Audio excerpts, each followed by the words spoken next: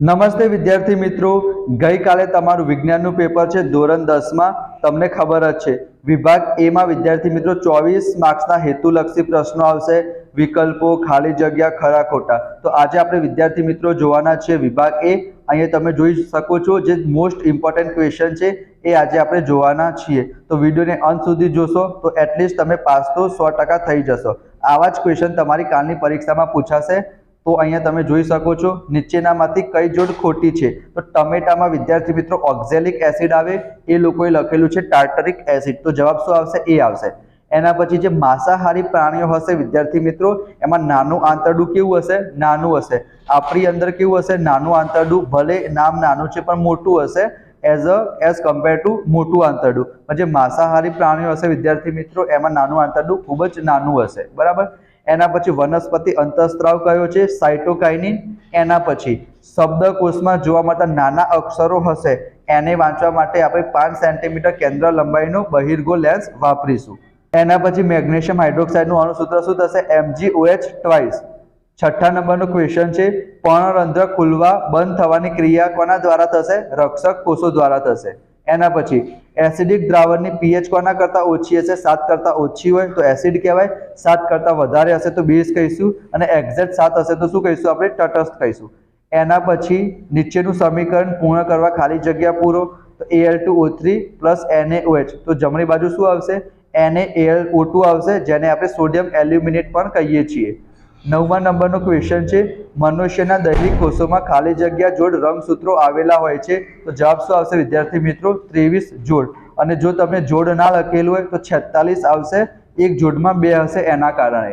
એના પછી તમને એમ કે સામાન્ય દ્રષ્ટિ ધરાવતી વ્યક્તિ માટે દ્રષ્ટિ અંતર આશરે ખાલી જગ્યા હશે તો 25 સેન્ટીમીટર આવશે, જેને આપણે નજીક બિંદુ અંતર કહીએ તો 25 સેન્ટીમીટર, અને દૂર બિંદુ અંતર કહેશે તો આવશે વિદ્યાર્થી મિત્રો અનંત અંતરે આવશે.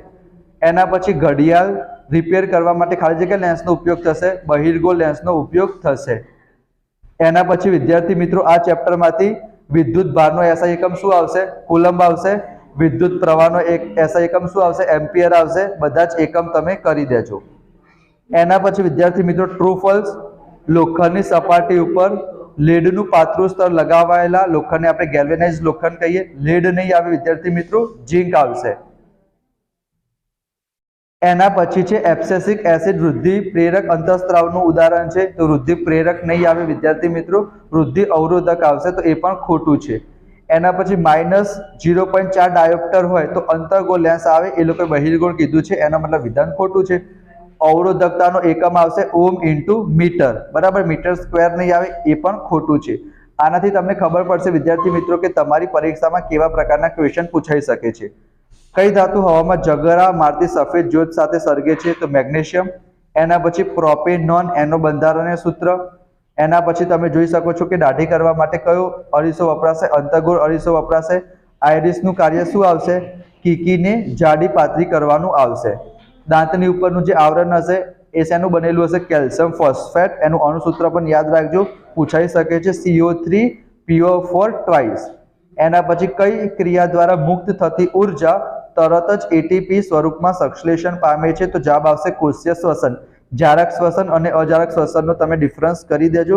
આ ચેપ્ટર તમે બધા જ ક્વેશ્ચન કરજો વિદ્યાર્થી મિત્રો, મોસ્ટ ઇમ્પોર્ટન્ટ ચેપ્ટર છે, એના માટે 13 માર્ક્સનું પૂછાવાનું છે. એના પછી 23મા ક્વેશ્ચનનો આન્સર તમે યાદ રાખશો તો પણ ચાલશે, 9/8 આવશે, અથવા સૂત્ર યાદ રાખી દેજો, N1/N2 બરાબર V2 શું થશે? V1 થશે. એના પછી દ્રષ્ટિ અંતર, સ્પષ્ટ દ્રષ્ટિ અંતર મેં તમને હમણાં જ કીધું 25 સેન્ટીમીટર આવશે, દૂર હશે તો અનંત અંતરે આવશે. લેડ સલ્ફેટનું સૂત્ર થઈ જશે PbSO4. પ્રોટીનના પાચક માટે ટ્રિપ્સિન ઉત્સેચક જવાબદાર છે. સિનાબાર એ મર્ક્યુરીની કાચી ધાતુ છે. મર્ક્યુરી એટલે થશે વિદ્યાર્થી મિત્રો Hg, જેને આપણે પારો પણ કહીએ છીએ, અને HgS એટલે શું થશે? Mercury sulphide. વનસ્પતિ તેલમાંથી ઘી બનાવવા માટે વિદ્યાર્થી મિત્રો નિકલ ઉદ્દીપકનો આપણે ઉપયોગ કરીશું. એના પછી હમણાં જ મેં તમને કીધું હતું એબ્સેસિક એસિડ એ વૃદ્ધિ અવરોધક છે, તો એના કારણે શું થશે? પર્ણો કરમાઈ જશે. એના પછી 30મા નંબરનો ક્વેશ્ચન છે, પ્લસ હોય, પ્લસ ડાયોપ્ટર છે તો જવાબ આવશે ગુરુ દ્રષ્ટિ, અને જો પાવર માઇનસ હશે તો જવાબ આવશે લઘુ દ્રષ્ટિ. જીપ્સમનું અણુસૂત્ર શું થશે? CaSO4 × 2H2O. તમને ખબર જ છે જીપ્સમને 373 કેલ્વિન તાપમાને ગરમ કરીશું તો પાણીનો અણુ ઘુમાઈને શું બનાવશે? પીઓપી એટલે કે પ્લાસ્ટર ઓફ પેરિસ બનાવશે. બીજા ચેપ્ટરમાંથી 2 ક્વેશ્ચનો પૂછવાના છે 4-4 માર્ક્સના, તો બધી જ બનાવટ કરી દેજો. ધોવાનો સોડા, ખાવાનો સોડા, એના પછી sodium hydroxide, plaster of Paris, એના સિવાય પીએચ માપક્રમ, દૈનિક જીવનમાં પીએચનું મહત્વ, આ મોસ્ટ ઇમ્પોર્ટન્ટ ક્વેશ્ચન છે, તમે કરી દેજો. એના પછી ખાલી જગ્યાના પર્ણોની પર્ણ કિનારી પર કલિકાનો વિકાસ પામે છે, તો પાન ફૂટી આવશે. એના પછી ટ્રુ ફોલ્સ છે કે મધમાખીનો ડંખ હશે એની અંદર એસિડ હશે, તો આપણે શું કરવું પડશે? બેઝ લગાડવું પડશે. એનો મતલબ કે સાચું છે. મિશ્ર ધાતુ શોલ્ડરનું ગલનબિંદુ નીચું હશે. વિદ્યાર્થી મિત્રો મિશ્ર ધાતુ કરી દેજો. 1 માર્ક્સ 100% પૂછાશે કે 2 મિશ્ર ધાતુને ભેગા કરીશું તો કઈ મિશ્ર ધાતુ બનશે. એના પછી માનવમાં પ્રત્યેક લક્ષણ પિતૃઓના ડીએનએ થી પ્રભાવિત હોઈ શકે છે. આ વિધાન પણ કેવું છે વિદ્યાર્થી મિત્રો? સાચું છે. એના પછી ઘાસ, હરણ અને સિંહનો સમાવેશ કરતી આહાર શૃંખલામાં ઘાસ સૌથી વધુ ઉર્જાનો જથ્થો તબદીલ કરે છે, એ વિધાન પણ કેવું છે? સાચું છે. કોઈ 2 સલ્ફાઇડ ખનિજના નામ આપો. એમાં આયરન પાયરાઇટ્સ અને ઝિંક બ્લેન્ડ તમારે લખી દેવાનું. કોષની કઈ અંગિકા પાયરુવેટના વિઘટન થવાથી કાર્બન ડાયોક્સાઇડ, પાણી અને ઉર્જા ઉત્પન્ન થાય છે, તો જવાબ શું આવશે? કર્ણાપ સૂત્ર આવશે. એના પછી છે વિદ્યાર્થી મિત્રો પાણીમાં પ્રકાશની ઝડપ કેટલી હશે? તો સૂત્ર યાદ રાખવાનું, V = C/n. C એટલે પ્રકાશનો વેગ થશે, n તમને આપેલું છે 4/3, તો જવાબ શું આવશે? 2.25 × 10⁸ મીટર પર સેકન્ડ. વિદ્યુત પ્રવાહનો એકમ શું છે? એમ્પિયર છે. એના પછી મેગ્નેશિયમ ઠંડા પાણી સાથે પ્રક્રિયા નહીં કરે.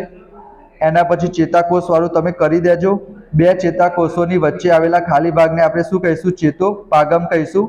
R = 2F. આ સૂત્ર યાદ રાખજો, તમારી પરીક્ષામાં પૂછાઈ શકે છે. પ્રેસ બાયોપિયામાં બંને લેન્સ આવશે, અંતર્ગોળ બહિર્ગોળ, તો એને બાયફોકલ કહીશું.